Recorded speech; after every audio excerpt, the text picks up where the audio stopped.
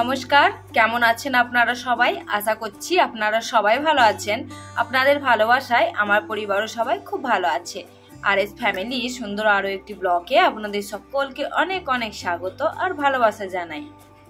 প্রতিদিনের মতো আজকেও ঠিক এই সকাল থেকে ব্লগটি শুরু করলাম। এখন ঘড়িতে সময় হচ্ছে ঠিক 8টা।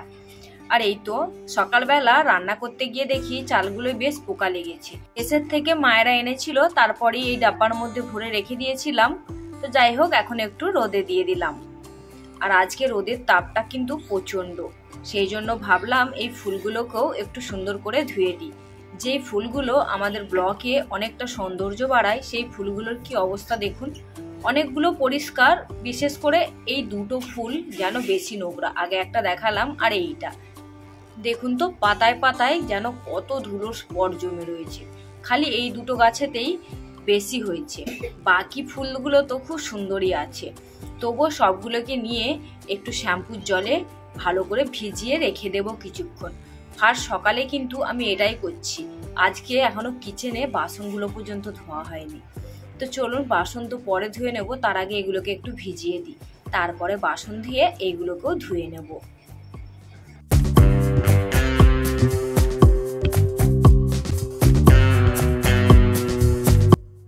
আর এই তো এবারে একটু দেরি না করে চলে আসলাম কিচেনে। সকালবেলা যদি আমরা এক মনে এক ধ্যানে কাজগুলো করি, আবার সেই কাজগুলো রাত্রেবেলা একটু শোবার সময় যদি ভেবে চিন্তে রেখে তার পরের দিনে করা হয়, তাহলে দেখবেন বেশ কাজগুলো একটার পর একটা খুব সুন্দরভাবে আমরা কমপ্লিট করতে পারি। বাস একটুখানি আগে থেকে চিন্তা ভাবনা করে নিতে হবে যে এই কাজটার পরে এই কাজটা হবে, তাহলেই একদম পরিপাটি করে কাজগুলো কমপ্লিট হয়। আর এই তো এখানে সুন্দর করে বাসনগুলোকে মেজে ঘষে ধুয়ে নিলাম।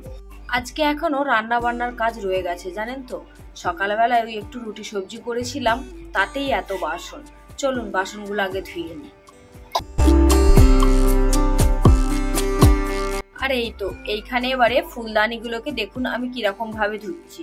প্রথমে শ্যাম্পুর পাউচ দিয়ে ভালো করে ভিজিয়ে রেখে দিয়েছি প্রায় আধা ঘন্টার মতো। তারপরে ব্রুশ দিয়ে ফুলের পাতা পাপড়ি এগুলোকে ভালো করে ঘষে ঘষে ধুয়ে নিচ্ছি। আর যে ডাব্বাটা রয়েছে বা যে কৌটোর মতোতে রাখা রয়েছে ফুলদানিটা, সেইটাকে ভালো করে এই যে একটা কাপড় দিয়ে সুন্দর করে ঘষে ঘষে ধুয়ে দিচ্ছি। এরমভাবে ধুয়ে নিলে কিন্তু বেশ চকচক করে আর পরিষ্কার হয়ে যায়। যদিও আমি এটা 15 দিন বা 1 মাস ছাড়া ছাড়াই করি, এইবারে কিন্তু একটু বেশি টাইম হয়ে গেছে। বিশেষ করে ওই যে দুটোতে বেশি নোংরা জমেছিল, আমার মনে হয় ওই দুটো যখন থেকে বাড়িতে কাজ হচ্ছিল তখন থেকে হয়তো ধোয়া হয়নি, এটা আমার মনে হচ্ছে। আর এই তো আপনাদের সাথে কথা বলতে বলতে ফুলগুলো কিন্তু সবগুলো ধোয়া হয়ে গেল। আর এই যে একদম পিছনের দিকটায় রোদ লেগেছিল, সেইখানে রোদে দিয়ে দিলাম একটু। আর এই তো একদম কাপড় জামাগুলোকেও কিছুক্ষণ ভিজিয়ে রেখেছিলাম। ভিজিয়ে রেখে ওইদিকে আমি ঝাড়ু পোছাটা করলাম, তারপরে আবার কাপড় জামাগুলোকেও ধুয়ে নিচ্ছি। আর যে হিসাবে এখন রোদটা লেগেছে পিছনে, সেই হিসাবে কিন্তু তাড়াতাড়ি করে কাজটা সেরে নিচ্ছি, তার কারণ শুকিয়ে যাবে। এখন একদমই আর ছাদে যেতে ইচ্ছাই করছে না। আমাদের এইখানটায় কিন্তু অতটা গরম থাকেনি, কিন্তু আজকাল বেশ গরমটা পড়েছে। আর দেখবেন এই গরমের দিনে যদি সকাল সকাল কাজকর্মগুলো কমপ্লিট করে নেওয়া যায়, তাহলে কিন্তু বেশ অনেকটা শান্তি লাগে। আর যত বেলা পেরিয়ে দুপুর হয়ে যায়, তত কিন্তু কাজের করতেও আলস্যি লাগে। আর সেই কাজটা দেখবেন যেন কাজ করা না করার মতো বরাবর হয়ে যায়। আর এই যে টাইমের মধ্যে মানে ওই সকাল 10টা থেকে 11টার মধ্যে যদি কাজগুলো কমপ্লিট হয়ে যায়, তাহলে বেশ অনেকটা ভালো লাগে। চলুন তাহলে আমি কাপড় জামাগুলো মেলে দিয়ে স্নান সেরে পুজোটা সেরে নিই, আপনারা দেখতে থাকুন।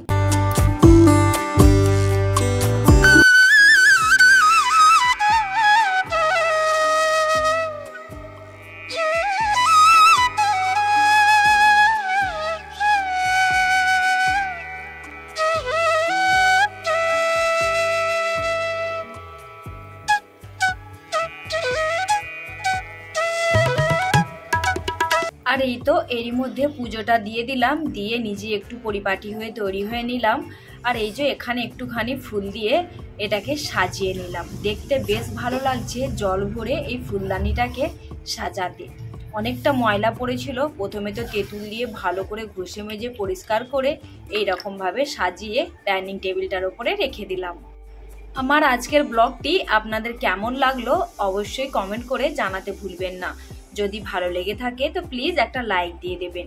আর যদি আমার কোনো নতুন বন্ধু আজকে আমার ব্লগটি দেখে থাকেন, আপনাদের যদি ভালো লাগে তো প্লিজ একটা লাইক দিয়ে কমেন্ট করতে ভুলবেন না।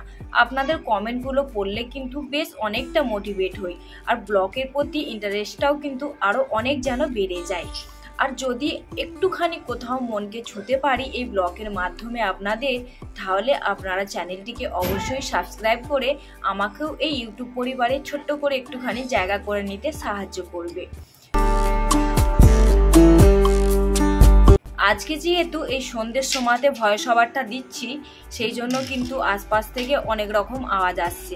প্লিজ আপনারা একটু ধৈর্য ধরে ব্লগটি দেখবেন, স্কিপ করবেন না, অনুরোধ রইল আমার তরফ থেকে।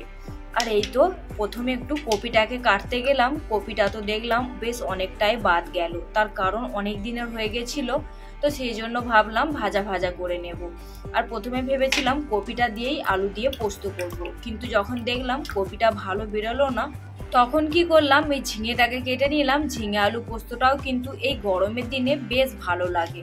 আর এই যে এখন কিন্তু অনেকটাই সময় এগিয়ে গেছে, এখন ঘড়িতে প্রায় 11টা সাড়ে 11টার মতো বাজছে। তো এখন রান্নাটা করছি, একবারে রাত্রেবেলা শুধু রান্নাটা করে নেব। এই গরমের দিনে দেখবেন সকাল সকাল রান্না বান্না করে নিলে কিন্তু বেশ ভালোই লাগে। আর একদম গরম গরম খাবারটাও কিন্তু ভালো লাগে না, একটু ঠান্ডা ঠান্ডা হয়ে গেলেই ভালো লাগে। তারপরে তো আবার এত বেলাতে যখন রান্না করছি, সেই জন্য একবারে দুবেলারই রান্নাটা সেরে নিলাম। আর এই তো ফুলকপি ভেজে নিলাম একটু, আর একটু টমেটো দিয়ে মুসুরির ডাল করলাম। আর ডালটা কিন্তু খুব একটা গাঢ় করলাম না, একটু পাতলা পাতলাই করলাম। আর এই তো কপি ভেজে সেই কড়াটাকে সুন্দর করে ধুয়ে নিয়ে আবারও কিন্তু এই কড়াতেই তেল দিয়ে সবার প্রথমে সেতামার জন্য একটু ডিম ভেজে নিচ্ছি। ডাল আর ডিম ভাজা হলেই ওর আর কিছু চাই না, যেহেতু এসব খাবেই না কিছু, সেই জন্য। আর এই তো ডিমটা ভাজা হয়ে যেতে তারপরেতে এবারে পোস্তটা বানিয়ে নেব। একদম সিম্পল ভাবে বানাবো। সবার প্রথমে পেঁয়াজগুলোকে একটু হালকা করে ভেজে নেব, যেহেতু মোটা মোটা করে কেটেছি, আলু পোস্তর সাথে কিন্তু বেশ যায়।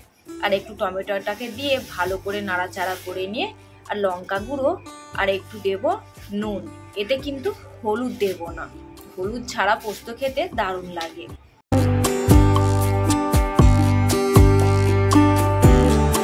আর এই তো পেঁয়াজ আর টমেটোটাকে সুন্দর করে কষিয়ে নিয়ে তারপরে এই ঝিঙে আলু সিদ্ধ করে রাখাটা দিয়ে দিলাম। এটাতে আমি কুকারেতে একটুখানি ভাত দিয়ে দিয়েছিলাম, তার কারণ যেহেতু বেলা হয়ে যাচ্ছে, সেহেতু আর একদম উনুনের কাছে থাকতে ভালো লাগছে না, যেন গরমটা বেশি বেশি লাগছে। যদিও ওপরে চিপনি চলছে, তা না হলে যে কি হতো তার কোনো ঠিক নেই। আর এই তো এবারে সুন্দর করে পোস্তটাকে একটু ভালো করে নাড়াচাড়া করে বানিয়ে নিলাম, আর দেখতে কিন্তু দারুণ হয়েছে।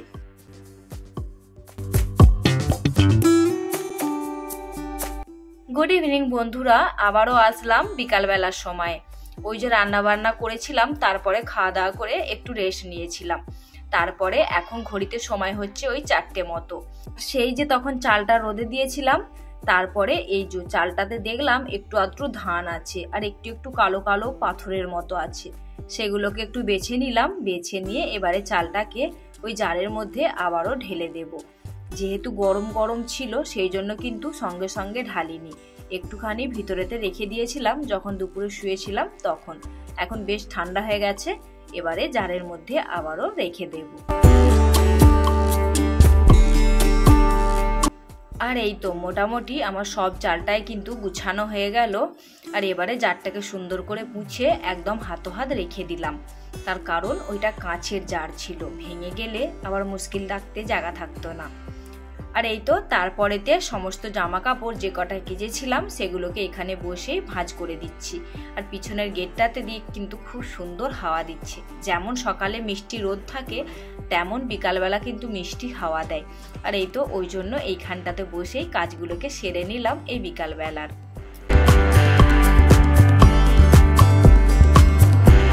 আর এই তো আপনাদের সাথে কথা বলতে বলতে কিন্তু বেশ অনেকটা কাজ গুছিয়ে নিলাম। জামা কাপড়গুলো সুন্দর করে গোছভাঁজ করে নিলাম, এবারে জায়গায় রেখে দেব। এইভাবে সুন্দর করে পরিপাটি করে কাজ করতে কিন্তু বেশ ভালো লাগে, তাই না? আর এই তো সেই যে ফুলের টবগুলোকে ধুয়েছিলাম সেগুলো দেখুন কতটা পরিষ্কার হয়ে গেছে, একদম চকচক ঝকঝক করছে, পুরো যেন মনে হচ্ছে এই নতুন কিনে নিয়ে আসলাম। আর সেই গামলাটাতে করেই রোদে দিয়েছিলাম, সেই গামলাটা করেই কিন্তু তুলে নিয়ে চলে এসেছি। এবার জায়গাটা জায়গা মতো করে সুন্দর করে সাজিয়ে দেব। চলুন তাহলে আজকের মতো ব্লগটাকে এখানেই এন্ড করছি। আবারও দেখা হবে নেক্সট একটি ব্লগে। ততক্ষণে সবাই অনেক সুস্থ থাকবেন, অনেক ভালো থাকবেন। আজকের মতো এখানেই টাটা।